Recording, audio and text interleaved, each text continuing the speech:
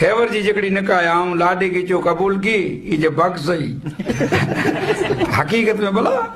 वो जे भग सही बा जो नियम नड़ी नड़ी आई जे उजा की मणी मणे कदे थी तो खबर है कि सजी रात जो नचें था नेरो शैतान हमेशा स्कीम खणी आयो है हेवर कढी आयो है डोको हाणे डोको पब्लिक सहेदा जे हेवर डोको रखियो आई तो डोखे में तो वगर आमंत्रण कई जीपूं बुझी अचेंदियूं खबर पई खपे फलाणे जी वाड़ी ते अज डोको है એટલે हकीकत में शैतान डोको कटे वरी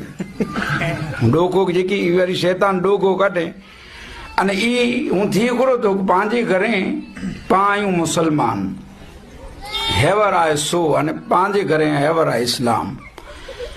हाणे पोइ जो बाबा चयो कि नंढियूं नंढियूं बच्चियूं लौटें ते रमे